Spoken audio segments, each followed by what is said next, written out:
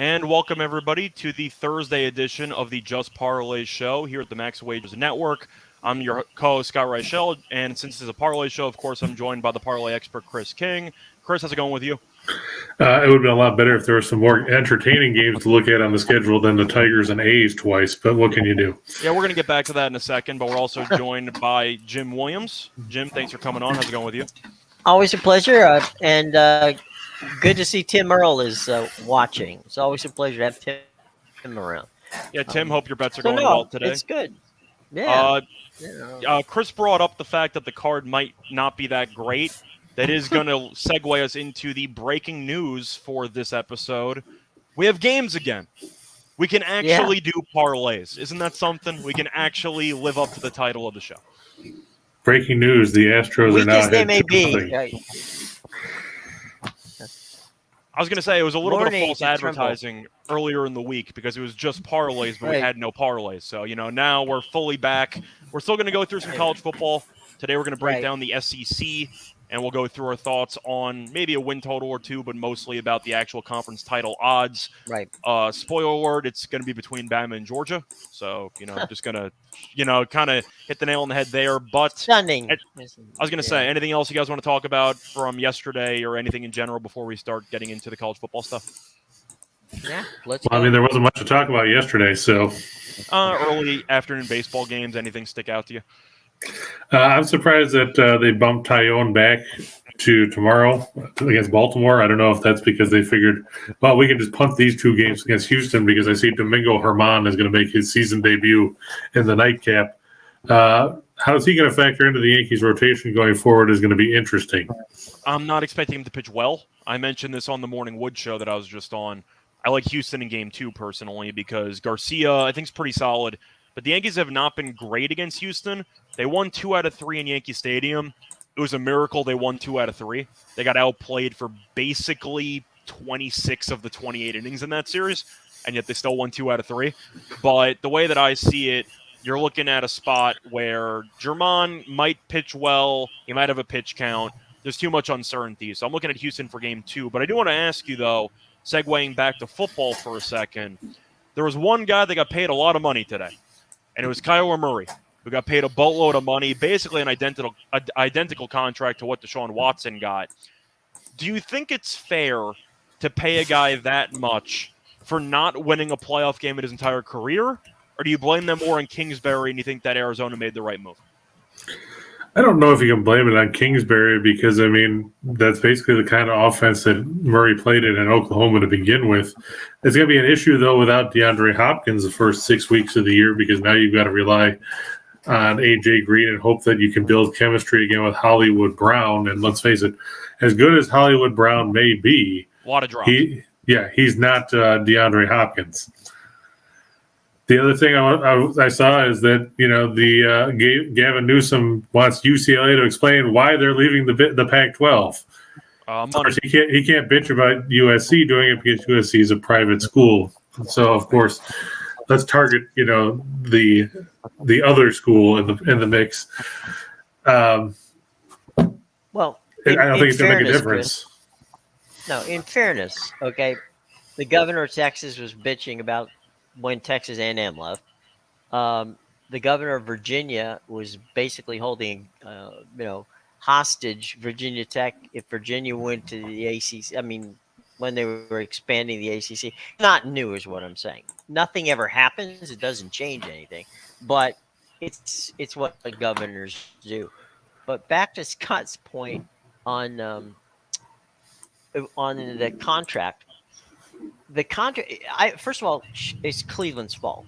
Okay, Cleveland gave Deshaun Watson a contract which is ridiculous. So Kyler Murray, and that was for nothing. He didn't, Deshaun Watson that he's a star quarterback in the NFL. Okay, so Kyler Murray gets this money based on that contract. It doesn't matter what the Kyler, we're going to see people get silly money who don't deserve it.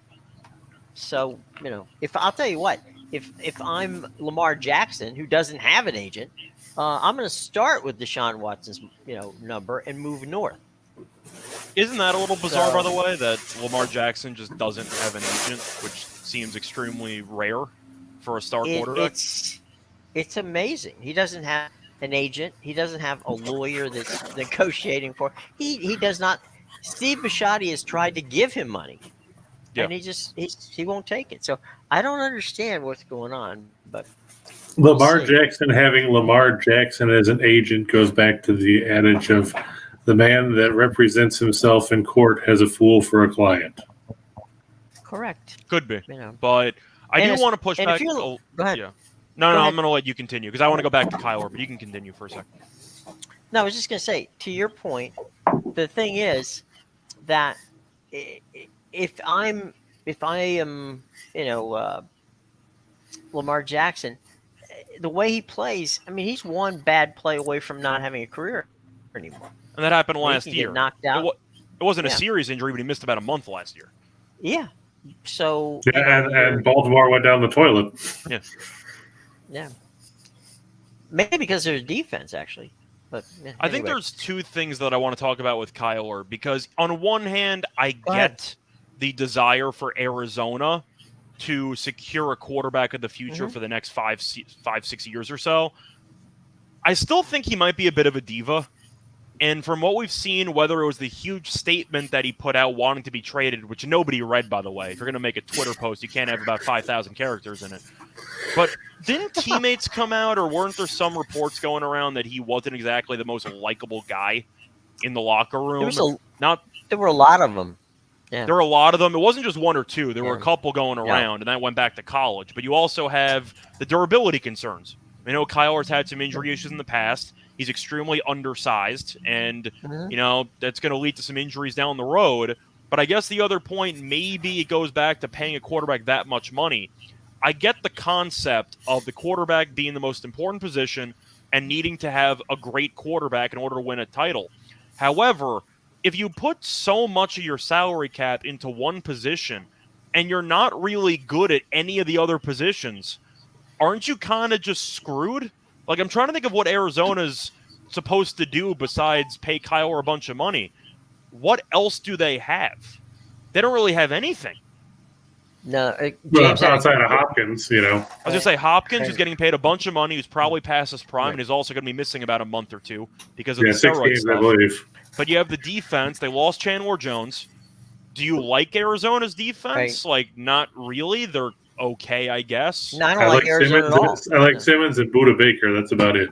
Okay, but the point, Buda Baker's a good safety. But I'm trying to say, if you divide up your salary cap in a way that you're paying basically one or two positions, about like 40% Right. of your salary cap, 50% of your salary cap, Almost 50. Yeah, I almost don't 50. know how you can develop a championship quality roster when your supporting cast just isn't going to be that good. This isn't basketball, where you only have 12 Right. people, you only play about 7 of them, and you can afford to give the Mhm. best players like 60% of the cap. Football, you have a lot of Right. players. And Arizona, giving Kyler that much money, do you think Arizona makes the playoffs this year? Because I don't. No, I don't think so, especially with the way the NFC West is just by itself. With the 49ers and the Rams, you're probably looking at third place at best, and that's only because Seattle's basically imploding. Yeah, Seattle's punting. They're in the middle of a tank Right. job, so they're not going to be as bad as Seattle. But if you want to pay a guy $40-something million, I think you have to be in a better spot than settling for third place, praying for a wild card spot, in my opinion. Right. But plus, they could have franchise tagged them and played it out. But we'll see what happens moving Right. forward. Anything else? You Yeah, guys want to add? because he still had 2 years on his deal. So, I mean, it's not like you had to rush into anything as it is. That's what I'm saying. And since Kyler was unhappy, you could have made an argument of maybe shopping him around and testing the waters and seeing what was available. Maybe. I don't know what Kyler would have gotten you. 2 first-round picks? Maybe. Probably 2? I doubt that. Prob- But you probably a first. You got a first and a 3 or 4. You don't think you Kyler know, would have gotten 2 picks first-round throughout the picks? season.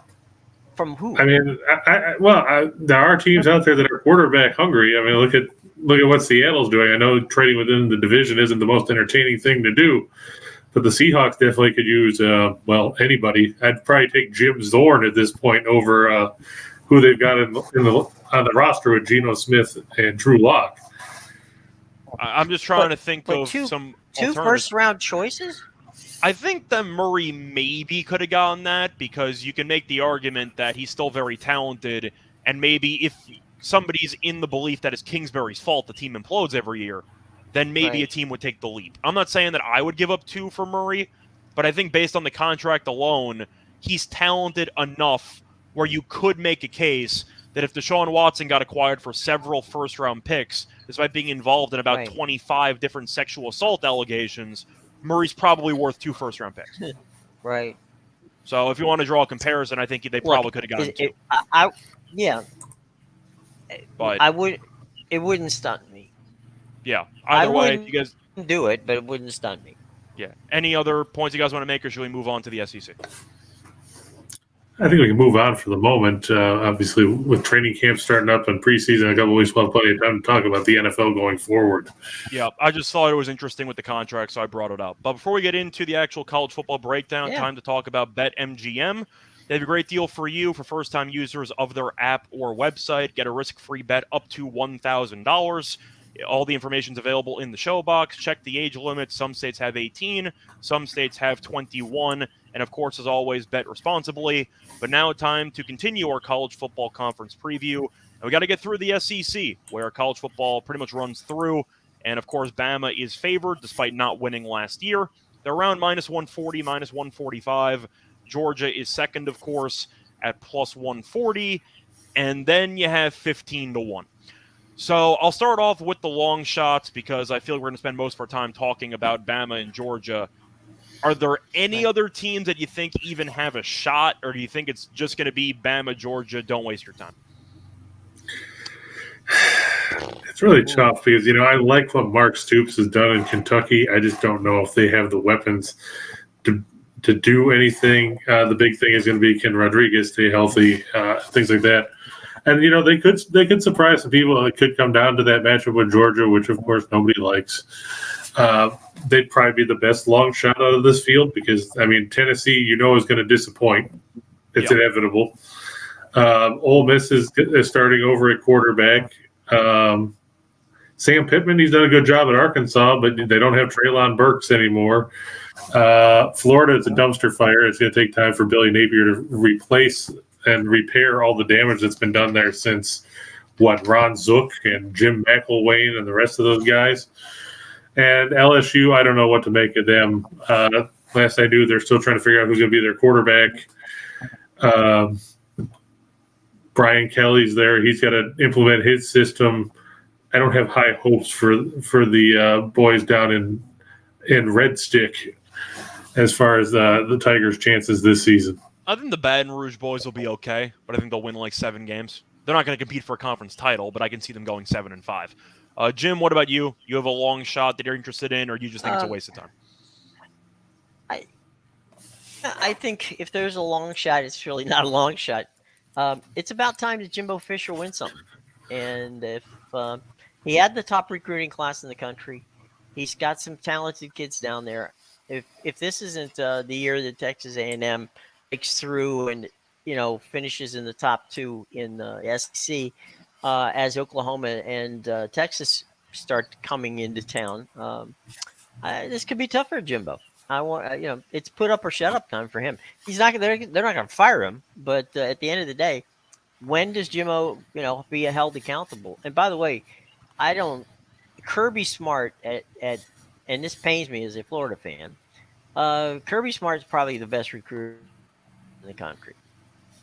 And he's got Georgia right there. And I wouldn't be surprised if Georgia beat Alabama again, despite the fact that Alabama brings back a Heisman Trophy quality and 8 guys on the defense.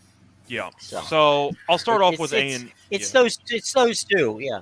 I was going to say I'll start off quickly with A&M because I did some research on them, and I guess they're technically my long shot candidate. I'm not picking them to win. But 15-1 for a top 10 team in the country, I think is probably worth talking about. I don't like their options at quarterback, so that's a bit of a concern. That Calzada showed up last year, then he transferred out, and now they might use King again. They don't really have many great options.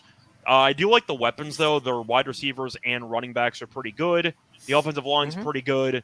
but they have a new defensive coordinator, and I don't really like their quarterback. And I'm not going to pick you to beat Bama or Georgia if you're totally unproven at the quarterback position. I think they might be 1 year away. You mentioned how Kirby Smart might be the best recruiter, but of course A&M has all the NIL money, so we might see that A&M is going to keep getting #1 recruiting classes because they can just open up the bank for everybody. I don't think this is their year. I think they'll probably win 9 games, something very respectable, maybe finishing in the back end of the top 10. Mm-hmm. But I think A&M's maybe 1 year away because I really don't like their quarterback situation. And the other problem with that is they also lost Isaiah Spiller too out of the backfield, so you're going to put a lot more pressure on Achane to keep his production up. Like I said, the issue with Texas A&M is the fact that they've got to play Alabama every year, and this year it's in Tuscaloosa in early October. After beating them last year, so Alabama's going to be motivated. They're going to be pissed. Exactly. So that's why I said if I'm going to take a long shot, it's going to be Kentucky, because if you look at Kentucky's schedule, they play Florida in week 2 on the road, then they play Ole Miss at the beginning of October, then they play all the doormats, and their SEC West team that they face is Mississippi State at home. I'd rather play Mississippi State at home than play Alabama or Texas A&M or half the rest of that West Division, and then they still get games with Missouri and Vanderbilt, and So I'm looking at that November 19th game against Georgia, which will be in Lexington, is going to probably decide the SEC East. Yeah, I think Kentucky makes sense. It usually seems like they lose 1 or 2 games they should win in some type of heartbreaking fashion. It's kind of the MO for Kentucky, which is why they've been unable to fully get over the hump. They've been good, though, the last couple of years. But since we got Bama and Georgia, I'll just break down some information quickly on both. Starting off with Bama, they've won the conference title in 5 of the last 8 years. Bryce Young is back, defending Heisman Trophy winner. Very deep at the running back position. They did lose a couple of very good receivers with Williams and Mechie, but Alabama's basically wide receiver U, so you're assuming they're going to get a couple of other good players who can contribute. Will Anderson Jr. is back to lead the defense, and for a schedule, I mean, they're favored in basically every game. They do not play Georgia, which is definitely a positive. Georgia, my question for you is, they lost a lot of pieces from last year's team. The defense should still be very good. But you have Bennett back at quarterback. They lost White and Cook at the running back position. And they lost Burton and Pickens at wide receiver. Do you think Georgia has enough offensively to pull it off again and win the whole thing, or at least the SEC? Or do you think that they got a little bit lucky that they got in despite losing in the conference title game, and then Mechie and Williams both got injured, and Georgia took advantage of a very weak Alabama offense? And needed 20 points in the fourth quarter to win the title game. Yeah, so do you think Georgia can do it again, or do you just think that with Bennett at quarterback, I still don't really like Bennett, I'm going to be honest. I don't think he's very good. And he did a good job of settling things down in the title game, but I don't think he has any arm talent whatsoever, and I think that's concerning. So Georgia, I think, will be good, but I think they got their year, kind of like what happened with LSU. You win a title, and then you kind of fall back down to what you were before. Georgia should make the playoff. They should probably end up playing in the conference title game. I think Bama gets revenge, and I think they win, in my opinion.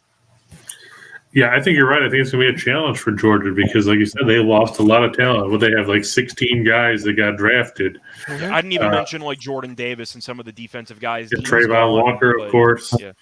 Dean's gone. They lost a lot of big pieces on both sides of the ball. You know, they get to play Auburn this year as their crossover game. They get Oregon in what is it? That's the game in Atlanta. Is that the Chick-fil-A game? Could be. I mean, Oregon, I think, will be okay this year, but it's a kickoff game. It's a kickoff classic. Yeah. So I mean, they're not going to walk in with an easy game to start. I mean, they'll get to see somebody they're familiar with because Bo Nix, of course, spent enough time in the SEC. The question that I have to agree with you is, do they have enough offensive weapons to make up for everything they lost, and can they put up 30 points or 35 points against some of these teams going forward? And that's going to be a big question to ask. I mean, apparently Georgia's bought into it because Kirby Smart just signed a 10-year contract worth $112 million. Can he repeat? I'm not looking at it that way. The way that I see it, Kirby Smart deserved the extension, of course, because they get a bunch of great recruits. They just won a title. I think they were quite fortunate that Williams tore his ACL in the first half of the title game. I mean, sorry, against Cincinnati. Apologies. Yeah. But the point is he got injured. He didn't play. So Williams, we know, is the best weapon they had. I think if Williams plays, Bama probably wins that game. And the game, of course, was a lot closer than the final score because Georgia had that pick 6 to end the game. Yeah. But I think Georgia's good. I don't think they're great. I think last year's team was special. I think this Bama team is potentially special. And Bryce Young is a quarterback that I like. I think he's a little bit overrated. I know he won the Heisman. I don't think his arm talent is great. Like, I don't think he should be a top 5 draft pick, but I think he's going to be. But I do think he's good enough to lead this team. And you're looking at the defense, it should be amazing. You look at the offense, the ground game's good. The receivers, they lost a lot of veteran guys, but it's Bama. They just bring in a bunch of great receivers every year. It's really tough to find a weakness on this Alabama team. Georgia does have a couple of weaknesses on offense. So I'm personally going to go with Bama. I think they run the table. I don't think they're going to lose a game this year. So if you want to look at some win totals, Bama, you can find 10.5. The over is like minus 260. But you can find 11.5 at plus 110. I think they go undefeated. I'm looking at the schedule for Bama, and it's pretty favorable. They play Arkansas on the road. They play A&M at home. They play LSU and Ole Miss on the road. And they play Auburn at home, no Georgia. They'll be favored in every game.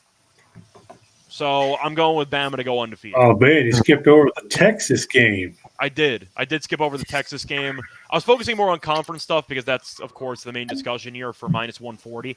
But do you think they lose to Texas? Because I don't. No, but I just wanted to see if you were going to mention it. But either way, do you think Bama's going to be – we know Bama will not be an underdog in any regular season game because they don't play Georgia. So I think they go undefeated. Yeah, I mean, they're crossover. They get Vanderbilt. I mean, you can't get much of an easier pushover than the Commodores. I like Vanderbilt's second half in that game. What, plus 30? Yeah, plus 30. But you have a win total or anything you guys like? Because I feel like Bama, even though, of course, I hate just assuming the same teams are going to win every year. It's the college football playoff. The same team would win. The same team show up and win every damn year. And this Bama team is easily, in my opinion, the best team in the country. So I'm going to go with Bama. I was just looking. I'm surprised that Nebraska is a 12-point favorite right now over Northwestern. That Northwestern team, though, they were bad last year. They might only win 2 games. Like, that is a rough team. But, I mean, we already went through our breakdowns. We didn't mention Northwestern. That team's going to stink. They're going to be really, really bad. But, Jim, you have any pushback? I know you said Georgia might be able to pull it off. Are you picking Georgia, or you just think it's possible? No. I'm not. It's first of all, a Florida person picking Georgia is painful enough. But no, I can't. You probably get your fan card stripped. That's my Gator could be gone. But no, Alabama is good. My only interest in this point is how much longer does Saban want to coach? Because it's until he gets bored. He's 71. Yeah, I mean, it's like at the end of the day, what more does he do? I mean, yeah, I mean, I'm not even joking when I say Alabama doesn't have. They don't rebuild; they reload. Like you can argue that Belichick is. Well, is it? I was going to say, sorry, quickly. You can kind of compare the current situation to like a Belichick, but you can argue that Belichick's trying to prove he's still worth something without Brady. Right. Where Saban has owned college football for the last 10, 15 years. He's easily the consensus best coach in the history of the sport, or the history of college sports. So he really doesn't have anything to prove. Right. That's kind of the difference there. Yeah. The irony is that he and Belichick are both, good friends. Yeah, that's kind of why I compared them, because they're both like the best at their craft. But remember that in Cleveland, Belichick was the head coach and his defensive coordinator was Saban. Yeah, some other quick notes before we fully move on. Just some couple win totals I'm interested in. I'm looking at the under 5.5 on Missouri. I don't think Missouri's going to be good at all. They lost a ton of pieces. They lost their starting quarterback from last year. If you want to call Bazelak worth talking about. I was going to say, though, Drinkwitz is still the coach. I don't think anybody likes him. I'm sure Steen would admit he thinks he's a terrible coach. And they're missing a bunch of pieces. So I don't think Missouri's going to be good. I'm really low on Auburn. Their schedule's not bad to start the year. I still hate the Harsin hire. I thought it was extremely uninspiring. But you look at the quarterbacks, I'm not exactly sold on who they have, and I'm trying to think of what positives I can really draw to with Auburn. The defense is pretty young and inexperienced. The receivers aren't great. The quarterback isn't great. They got Bigsby, who's a very good running back, but that's basically it. Like, I think Auburn not making a bowl game would surprise a lot of people. I would not be shocked if they go 5-7. Well, the under 6.5 for them is minus 160 at BetMGM. So a lot of people leaning in the way that you're speaking. My favorite win total, I'm going to stick with Mark Stoops. Kentucky's won double-digit games the last couple of years. They've got their total at 8.5. You look at the schedule, like I said, the toughest game they've got is Georgia.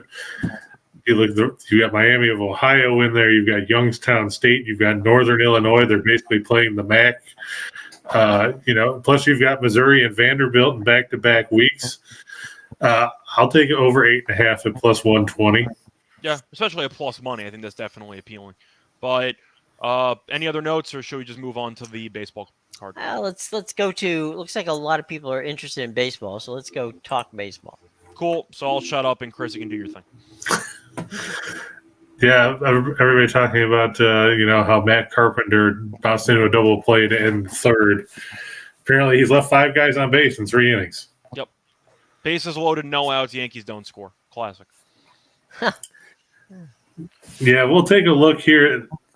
This shows you how exciting the baseball schedule is when I have to put up a matchup between the 2 worst offenses in the sport, and that's the A's and the Tigers.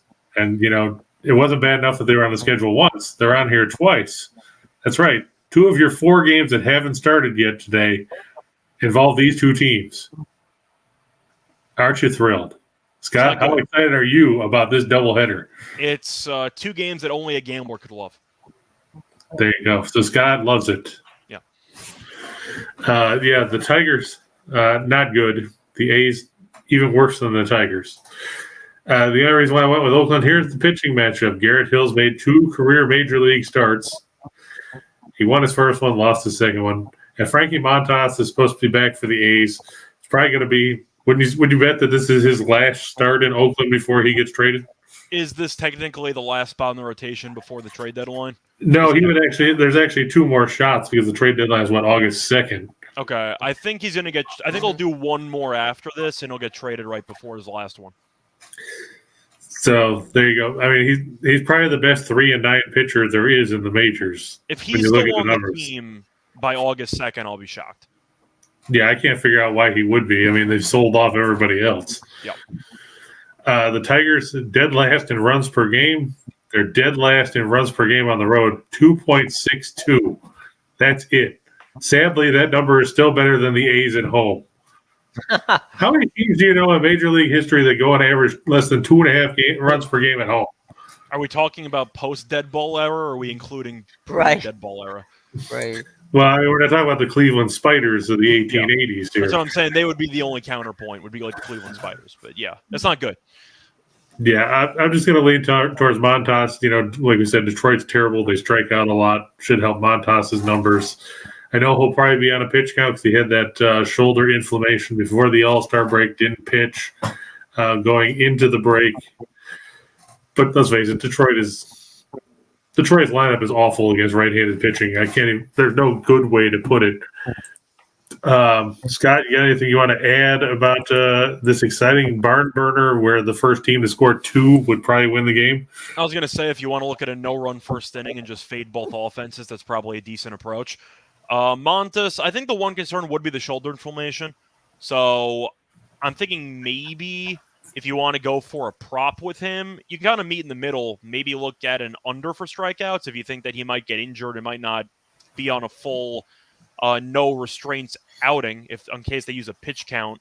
But Nah, not really. I mean, Montes is the better pitcher. He had a couple days off from the All-Star break, etc., so you're hoping the shoulder stuff calmed down.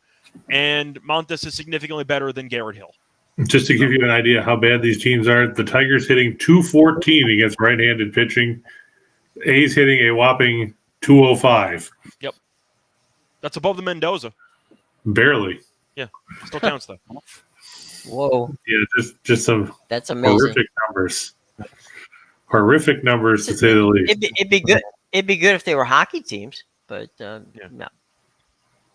So we'll move on and talk about the Giants and the Dodgers. Big series for San Francisco if they want to stay in the wild card race. Of course, the Dodgers have opened up the NL West again, which is pretty much what everybody expected at the start of the season when it was announced that Tatis was going to miss a big chunk of time with that wrist injury. From what I understand, he's still, 3-4 weeks out at this point? Is that what you heard? That way. They might – I don't know if they're going to rush him back, but let's just say San Diego needs him back because they've been sputtering a bit offensively for the last couple of weeks. Yeah, and this one said between 3 weeks. Oh, go ahead, Jim. I was just going to say, my that it was going to be in a month. So there you go. I think it's supposed to be a month. Yeah, it really depends on how much they want to force him back. But right. Oh well. Mm-hmm. Like you said, they need him right now because Hosmer has not done much. Will Myers, when he's played, has been inconsistent.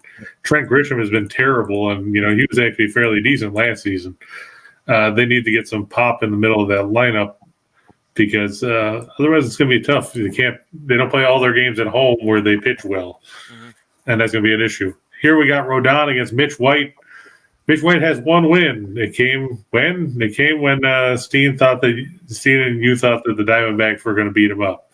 I mean, we thought the Dodgers would win, but the team total is like 3.5. We're like, all right, screw it. And the Dodgers scored like 11 runs, and Arizona didn't score anything. Yeah, that was the one that he was the last link in that 10-teamer that we had on the show that day. Yeah, we were waiting for him to win. Two good offensive teams. Giants third in the majors in runs per game. The Dodgers are second. But I don't like Mitch White here. I mean, Rodon has pitched pretty well most of the season. He did have a couple blips on the radar. He blanked the Dodgers over 6 innings in his last start against them, gave up just 2 hits, struck out 8 in a 2-0 win back in mid-June. Like I said, this is a chance where the Giants need to take advantage of the fact that they have an edge on the mound and put one in the win column because they've got some ground to make up if they want to stay in the playoff picture in the National League wildcard race. Yeah, I guess my one question for you, even though I agree about the Giants, I did a podcast last night involving that game, and I thought that Rodon had some value. Does it concern you at all if you wanted to bet it now when you could have gotten the Giants at like plus 140 last night? Well, I mean, that's the opposite of what Steen likes to call closing line value. It was opening line value, I guess. But, it bothers me a little bit. But I wonder how long did it take before the Dodgers actually announced that White was going to start? Because I know last night it was still showing TBD. So I wonder. They're TBD the whole series. They haven't announced any starters besides White. Yeah, I saw the Giants had announced Webb, but I saw that there's still a whole bunch of TBDs all over the schedule tomorrow. Pittsburgh hasn't announced a starter. Toronto doesn't have a starter. The Braves don't have a starter. Kansas City, well, they don't really have any starters anyway. Washington and Arizona, neither one of those teams announced a starter. Yeah, Arizona's funny. They haven't announced any pitchers at all. So it's a little bit interesting for the Dodgers because Kershaw did pitch in the All-Star game. So you're assuming he's on the shelf until like Saturday? Yeah, so. That would sound about right. So we're going to see what happens there. I still like the Giants. I'm thinking first 5 if you want to just solely back Rodon against White. Yeah. Then again, you don't get to fade Kimbrel, which is kind of the problem with that philosophy, but I don't mind the Giants either first 5 money line or even first 5 plus a half if you want to play it safe. Yeah, well, let me see what they're going with that at the moment. I still got my bet MGM up over here. First 5 has the Giants with plus a half at minus 160. Okay, that's a little rough, but I can't say I'm surprised by it. But Well, but like you said, if you shop around, you might find it a little lower somewhere else. Yeah, maybe a 140 somewhere. I don't know. But yeah, like we said, as you can tell, not a ton of games to talk about on the Major League Baseball slate today. Tomorrow will be better, though. There will be a couple teams that, like we were talking about, won't be playing tomorrow. Like we said, you've got Oakland and Detroit in that doubleheader. Detroit will fly home, not play tomorrow, because they'll open up a set with Minnesota on Saturday. So if you're the Twins, you got an extended All-Star break because you don't play today and you don't play tomorrow. yeah. So, and of course, then they come out with Joe Ryan on Saturday at the moment, unless they change that as well. Who knows with some of these teams. Scott, were you surprised that the Diamondbacks DFA'd Dallas Keuchel? I'm not mad. I'm just disappointed. Because I'll tell you what, though, one of the bigger bets that I've lost recently was that over in that Diamondbacks-Rockies game that we all had. Oh, the Keuchel Gauntlet game. randomly pitched decently and then went back to being terrible. So he didn't deserve to get picked up by the Diamondbacks. He was awful in the minors before he got called up again. His MLB career should be over. Somebody will pick him up. I'm assuming at the end of the year, a team that's completely out of it, like the Nationals or maybe the Pirates, if there's an injury to somebody, maybe they'll send out a call. But I doubt he's ever going to pitch again. Maybe spring training next year. Maybe. Yeah, I mean, somebody will give him a non-roster invitation or something like that. Yeah, maybe he'll end up on the Savannah Bananas. I don't know what he's going to do. Hey, why not? Bill Lee pitched for him. He's 75. Yep. All right, we'll move on to the two for the money. Like we said, this is not the most exciting slate to work with. Scott, you mentioned earlier taking the Astros in Game 2. I had them here, too, just because I don't know, A, what you're going to get out of Herman. B, is he going to be limited at all? I didn't take a good look at what his minor league numbers were because I wasn't sure if he's done much down there this year or not with after the suspension and everything else. I see he's pitched in A ball, then Double A, and then he pitched twice with Scranton. What are you expecting out of him here? Do you think he's going to throw 70, 75 pitches? I think he'll be fine, but I think he'll throw like 70-something pitches, probably go 5 innings, like tops. But do you think he'll go that far? I was going to say, I think that's the ceiling, maybe into the 6th, but not that far into it. But the way that I see it, I think you're going to be looking at a spot where German's fine, but the Yankees have really not looked good against Houston, and I think you're getting a good price. All right, and then we've got the game that starts in about an hour. I'm going to take Skubal, who was pitching fine until Sledgehammer there started talking about how great he was, and then he fell off a cliff. He gets to face Zach Logue, who did get a pitch pretty well in his last start, but he's given up quite a few hits in his major league career. Granted, the Tigers don't hit well, but they hit lefties better than they hit righties. And in fact, they have the third best batting average against left-handed pitching. Too bad they can't face a bunch of lefties, then they might have a competent offense. Yeah. What were you going to say, Scott? No, I was going to say that they are good against lefties, but, I mean, you're looking at a spot where Skubal, even if you don't necessarily like either team, which you shouldn't because they both suck, you're getting the far better starting pitcher. So I wouldn't be surprised if Detroit covers the run line in this one. Because on one hand, if you're a bad offense, but you're against a pretty underwhelming pitcher, you can find some success. True. And Skubal, I think, is good enough to keep an awful offense in check. That's true. Nathan said the books are trying to throw us off by posting no pitchers. I don't think it's the books' fault. I think that the MLB teams just have no idea what the hell they're doing. They're like, well, we'll figure it out later. Yeah, we'll figure it out. As they said on How I Met Your Mother, that's future Ted's problem.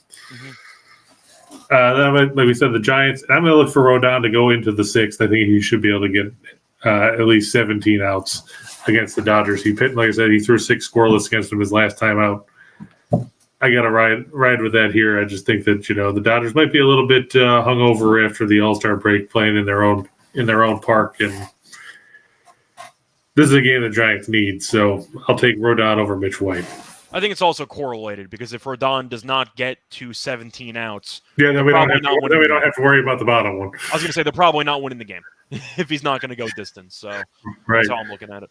Well, David, if you thought putting Detroit in there was interesting, wait until you see this next slide where we've got the Canadian Football League. Oh, boy. That's right.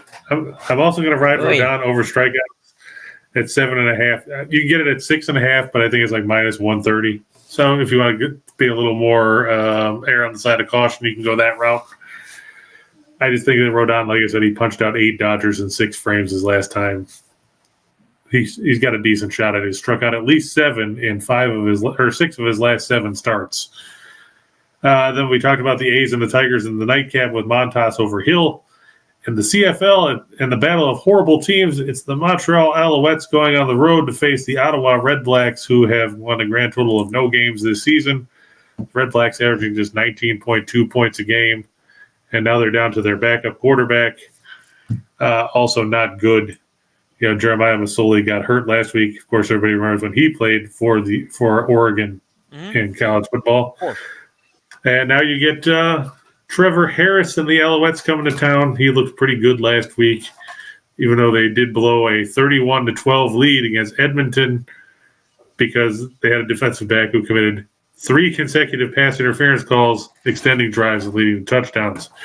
Fortunately, Ottawa doesn't have any players that are any good, so you don't have to worry about that here.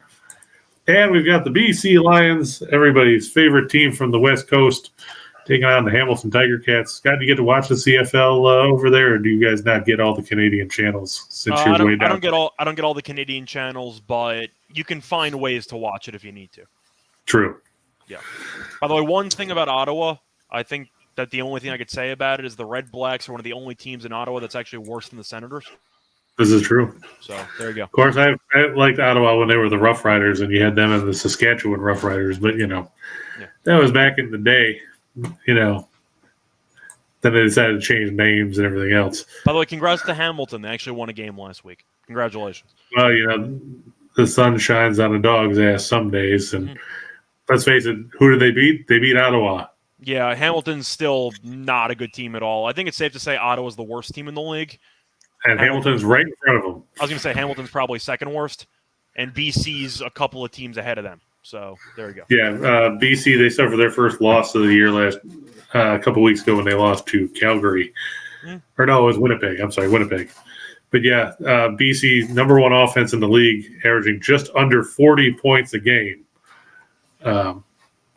So look for Hamilton, who has turned the ball over 20 times in 5 games, to get run over by BC in that one. I don't mind a team total over for BC too, because defensively Hamilton not great. Offensively, they might throw a couple of pick sixes, which could help you out. I don't expect many punts from BC throughout this game. Yeah, I would agree. Yeah. Go ahead. I was just going to say real quick, you can watch both these games on ESPN Plus tonight. Yeah. Oh, right. I said there are ways to watch it without the Canadian channel. Right. Just a public service. Andrew said he had his biggest bet of the day. He had the Rangers over 3.5. Nice. And they're piling on Pablo Lopez 5-0 in the bottom of the 5th. And the best part, your bet automatically wins because they're playing in a dome. That's right. That's true. So I forgot about that. You have no weather concerns. So now we get to go to everybody's favorite part, with a bunch of stuff that can look really good or really bad, especially when you consider the fact that we had no games to talk about. That's right. It's the shot in the dark, and Steen's to blame. Scott, you like the WNBA. What do you think about the Dream and the Sparks? I like the Dream. We're actually on the same page for that one. Dream have looked really good recently.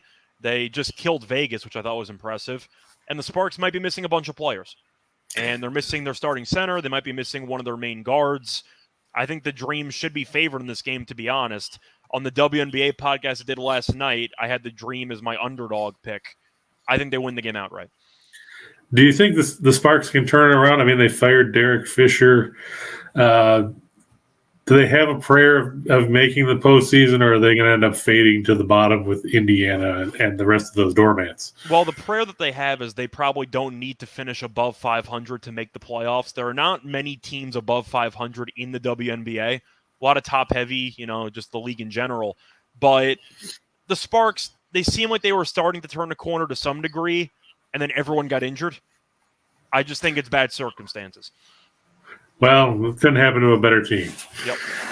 The Alouettes, the Red Blacks, I like to stay under 48. Like we said, Ottawa doesn't score. Weather should also be a factor in that one because I believe they're talking about 15-mile-an-hour winds and a 70% chance of showers in the forecast. Not going to bode well for teams that struggle to move the ball. So look for that to stay under 48. Indiana and Vegas, Scott. Steen always says when you see Vegas on the schedule, you play the over. Do you agree? It's really, really tough because the pace should be there. The question is, do I think Indiana is going to do enough offensively? If Vegas scores 100, I would not be surprised.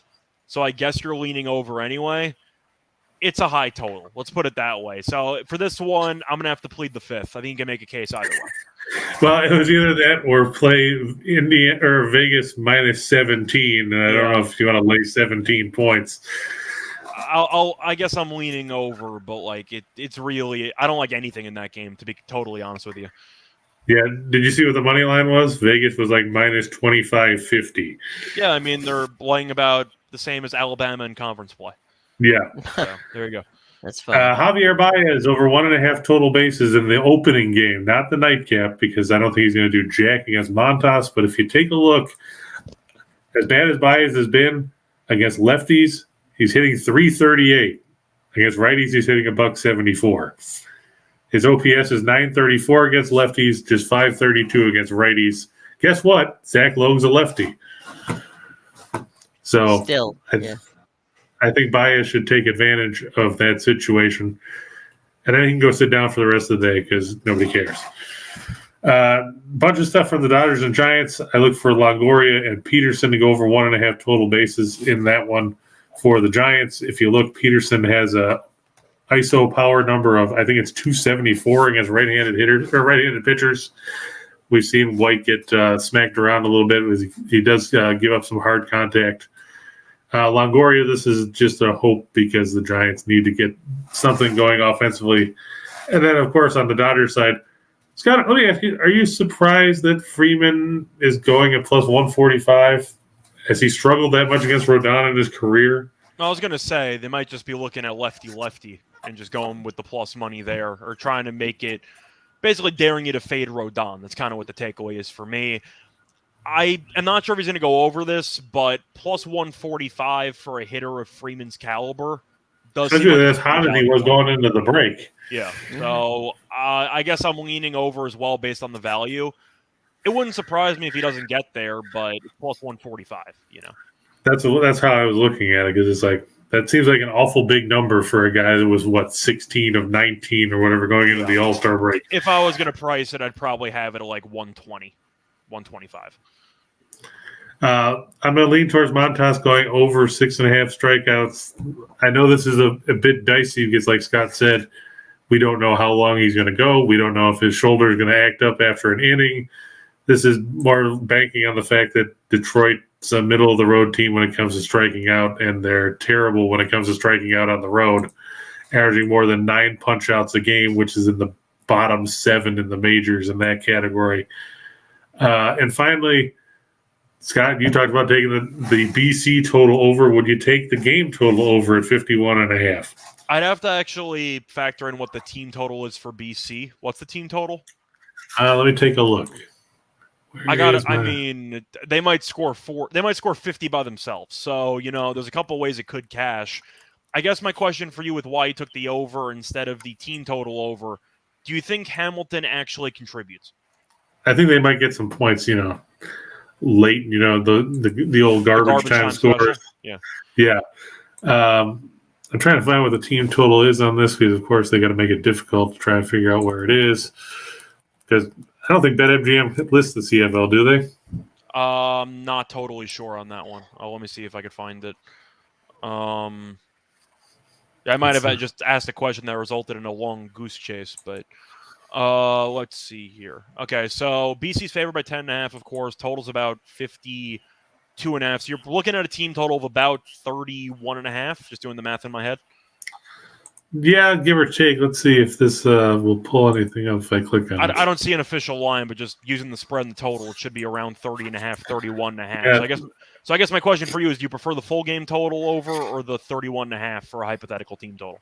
It's the team total is 31.5. I think you'd have to ride with BC. Like we said, they average almost 40 points a game.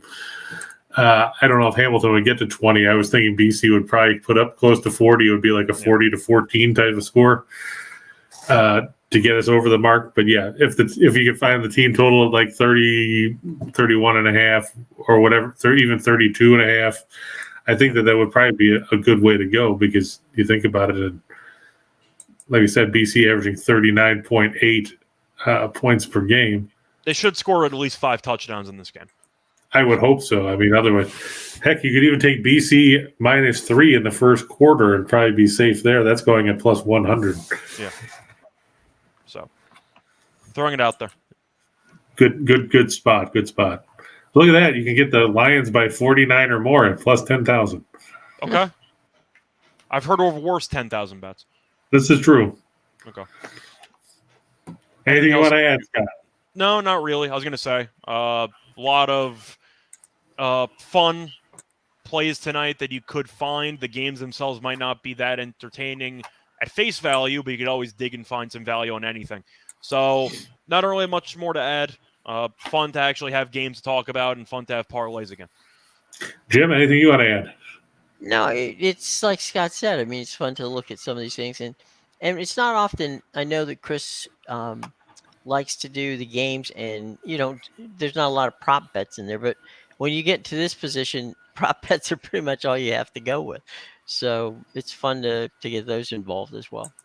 Yeah, one of these days I'll go through, I don't want to say a deep dive, but we should discuss just how valuable props actually are, because I feel like it's definitely a market which people have started to become more familiar with, but it's only the long shot props that people like home run or this other stuff. The amount of value that you could find on props, even just like yardage or just hits or anything, you can find so much value, and a lot of people haven't realized it. So we'll talk about that at some point. But besides that, I think it's time to wrap up the show. You can find me on Twitter at RiceShellRadio. You can find Chris at Betting Royalty, and you can find Jim at JW Media DC. Thanks for stopping by, and we'll catch you all tomorrow. Bye, everyone. Bye.